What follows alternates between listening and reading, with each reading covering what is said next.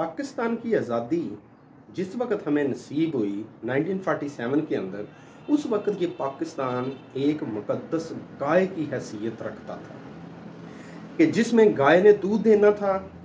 और दूध के अंदर से जो उमरा थे, या हायर पोस्ट पे थे, या वजीर थे, या हुकूमतकार थे, वो चले उस दूध में से ज़्यादा दूध लेके उसका मक्खन और देसी घी एंजॉय कर लेते। और आम जो मीडियम तबका है वो सादे दूध से कोई चाय पी लेता, कोई गिलास दूध पी लेता, और गरीब गुरबा बेचारे जो हैं उनको चले इतना को दूध मिक्स अप करके बीच में ढेरू पानी डाल के कच्ची लस्सी से एंजॉय कर लेते। लेकिन ये मुकद्दस गाय जो थी, ये पूरे का पूरा पाकिस्तान या उसकी आवाम को पालने की सलाहियत रखती थी। और एक वक्त आना था कि अगर उस गाय की परवरिश अच्छे तरीके से हो जाती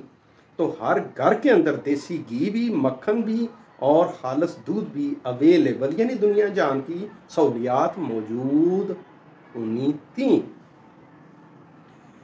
लेकिन पता नहीं हुक्मरानों को या इस मुल्क चलाने वाले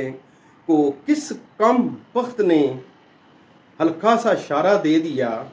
कि ये जो गाय है जो दूध देती है, इसका गोश्त भी बड़ा लजीज होता है। उन जालिमों ने इसके गोश्त को नोच कर उसको भून भून के खाना शुरू कर दिया, और उससे वो गाय लागर होती चली गई। अब इस गाय यानी पाकिस्तान की सूरत हाल ये हो गई है कि ना तन पर गोश्त है और ना ही दूध देने के काबिल है। ये हमने किया है अपनी इस मुकद्दस गाय के साथ, और भुगतेंगे भी हम वही कुछ जो हमने किया है।